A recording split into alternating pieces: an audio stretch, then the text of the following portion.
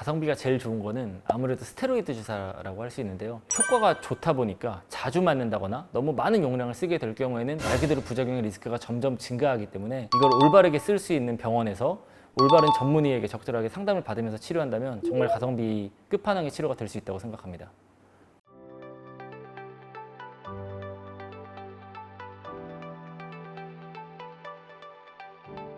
안녕하십니까. 서울본 정형외과의 임승빈 원장입니다.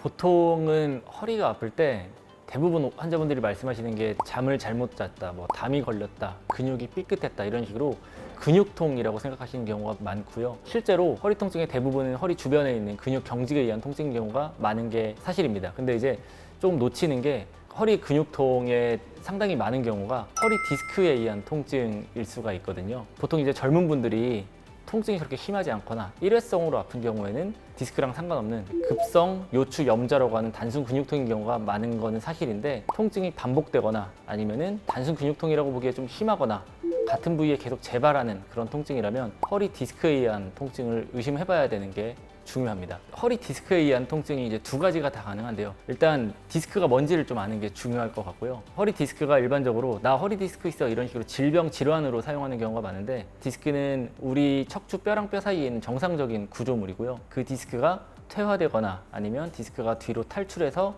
신경을 압박하는 디스크 탈출증을 허리 디스크라고 통용하는 경우가 많습니다. 디스크가 안 좋을 때 허리만 아플 수도 있고, 그리고 다리만 저릴 수도 있고, 허리가 아프면서 다리까지 저릴 수 있는 세 가지의 경우가 다 가능하다고 할 수 있겠습니다. 일단은 제일 중요한 거는 아무래도 이제 신체 검진과 문진이겠고요. 언제부터 아팠는지, 어디가 아픈지, 그리고 어떤 자세를 취할 때 아픈지 이런 것들이 다 단서가 되고, 기본적인 검사로 엑스레이 정도는 찍어보는 게 좋습니다. 이제 정형외과에서 어디가 아프든지 그 뼈와 관절의 모양을 확인하는 것이 이제 제일 기본적이고도 비용이 많이 들지 않는, 부담스럽지 않은 검사라고 할 수 있는데, 엑스레이를 찍어서 디스크는 실제로 볼 수가 없지만 그 디스크가 있는 공간을 확인할 수 있고, 근육의 밸런스라든가 통증의 원인을 찾을 수 있는 경우가 생각보다 많습니다. 그리고 진짜 디스크를 눈으로 보기 위해서는 MRI라는 검사를 해야 되는데, 수십만 원 정도 하는 그런 검사 비용을 생각했을 때 허리가 아프다고 무조건 해야 되는 건 아니고요. 보통 통증이 아주 극심해서 치료를 해도 안 낫는 경우, 내 디스크가 얼마나 안 좋은지를 확인해야 되는 경우랑, 그리고 수술이 필요할 정도로 어떤 마비 증상이라든가 극심한 통증이 있는 경우에는 선별적으로 MRI 검사가 필요할 수도 있겠습니다. 꼭 그렇지는 않습니다. 이제 실제로 디스크랑 상관이 없는 그냥 단순 근육통인 경우도 당연히 있을 수 있고요. 근데 제가 말씀드리고 싶은 건 생각보다 많은 경우에 허리 디스크와 허리 통증이 연관이 있다는 걸 좀 말씀을 드리고 싶고요. 우리 디스크가 하는 역할이 실제 척추 뼈랑 뼈 사이에서 스펀지 같은 역할을 하고요. 충격 흡수를 해주는 역할을 하는데, 디스크가 안 좋으면 일단 충격 흡수를 제대로 못 해주기 때문에 그 뒤쪽에 있는 근육으로 부담이 전가되어서 근육통으로 나타나는 게 첫 번째고요. 또 하나는 디스크가 안 좋은 경우에 그 방어 기전으로 주변에 있는 근육이 딱딱하게 뭉치면서 디스크를 보호하려고 하는 반응을 가지는데, 그러면서 이제 근육이 경직되고 그에 의한 근육통이 나타날 수가 있습니다.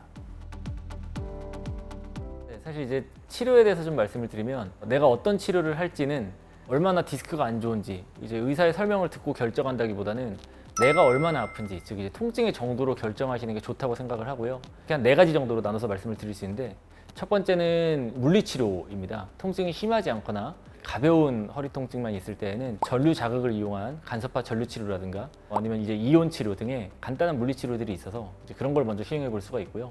이제 국소적인 염증을 가라앉히고 진통 효과를 낸다는 목적으로 소염 진통제와 근위원제를 포함한 경구약을 좀 복용해 보는 게 두 번째 옵션이 되겠습니다.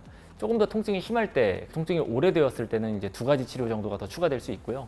하나는 도수치료라는 건데요. 도수치료는 많이들 알고 계실 텐데 물리치료의 조금 더 발전된 형태라고 생각하시면 됩니다. 그냥 어떤 기구를 이용한 치료가 아니라 전문 도수치료사와 1대1로 진행을 하는 치료인데요. 목적은 두 가지입니다. 하나는 경직된 근육을 풀어준다. 두 번째는 약해진 근력을 강화시킨다. 이렇게 해서 근육 경직을 풀어주는 수기 치료와 근력을 향상시키는 운동 치료가 결합된 형태라고 보시면 되겠습니다.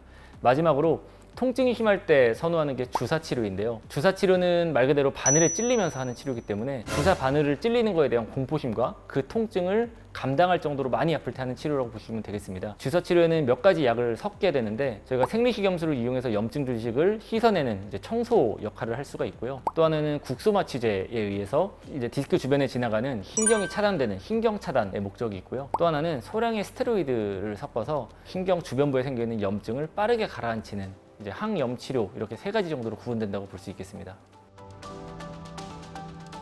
가장 효과가 좋으면서도 비용이 그렇게 비싸지 않은 가성비의 끝판왕은 주사 치료라고 할 수 있는데요. 다른 치료들은 뭔가 이제 약을 먹어도 소화기관을 통해서 흡수가 돼서 전신적으로 작용을 하는데 시간이 좀 걸릴 것이고, 물리치료, 도수치료 뭐 당연히 다 좋은 치료이지만 어느 정도는 좀 간접적인 치료라고 볼 수 있다면 주사 치료는 통증이 있는 주변부에 약이 직접적으로 작용함으로써 효과가 빠르고 강력하다는 특징이 있고, 제가 말씀드리는 주사는 대부분 다 보험이 적용되는 보험의 영역이기 때문에 가격이 그렇게 비싸지 않은 또 장점이 있습니다. 그래서 비용으로 말씀드린다면 대략 10만 원 미만의 비용으로 통증을 빠르게 잡을 수 있는 치료라고 할 수 있겠습니다. 지금까지 서울본 정형외과의 임승빈 원장이었습니다. 다음에도 유익한 내용을 가지고 찾아뵙도록 하겠습니다. 감사합니다.